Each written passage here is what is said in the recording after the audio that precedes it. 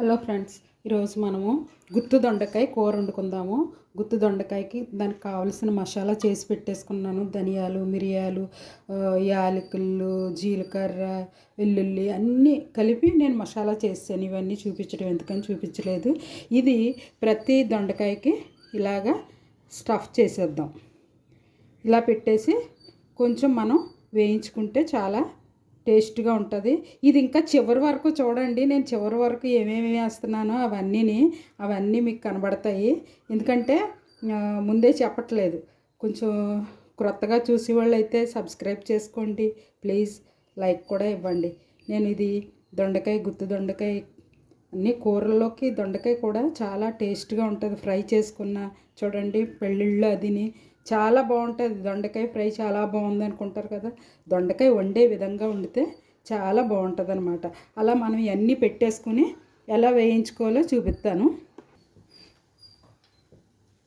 చూడండి, అన్నిటిలోనూ నేను ఇది స్టఫ్ పెట్టేసుకున్నాను. అలాగే చిల్లీస్ కూడా దీంతో పాటు చీరు పెట్టాను. అవి కూడా అందులో వేసి వేయించేస్తాను. చూడండి, స్టవ్ మీద వేస్తాను.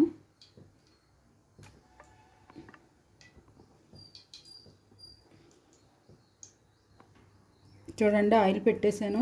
ఇవి ఒకటిగా మనం ఈ ఆయిల్లో డిప్ చేసేసుకుందాము. ఇవి అలాగ సిమ్లో పెట్టి వేయించుకోవాలి. సిమ్లో పెట్టకపోతే అది వేగదు, మసాలా మాడిపోద్ది అనమాట.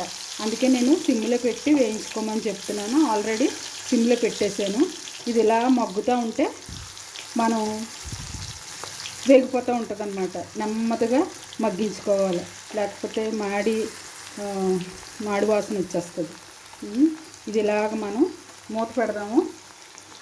చూడండి, మూత పెట్టి మగ్గనిద్దాం.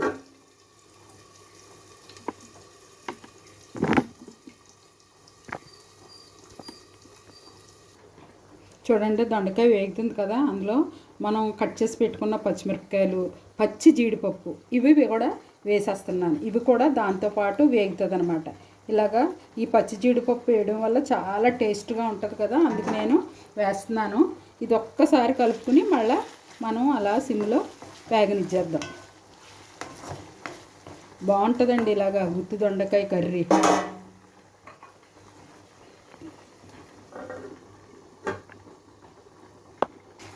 ఇదిగో చూడండి, గుత్తి దొండకాయ కర్రీ అయిపోయింది. మనం డిష్ అవుట్ చేసుకుందాం. చూడండి, గుత్తి దొండకాయ కర్రీ అయిపోయింది. అది అందులో ఏంటేసాను, జీడిపప్పు అంటే పచ్చి జీడిపప్పు వేసాను. ఇలా చేసుకోండి, మీరు బాగుంటుంది. ఇంకా మసాలా ఉంది, వేస్తే ఇంకా గుజ్జుగా ఉంటుంది.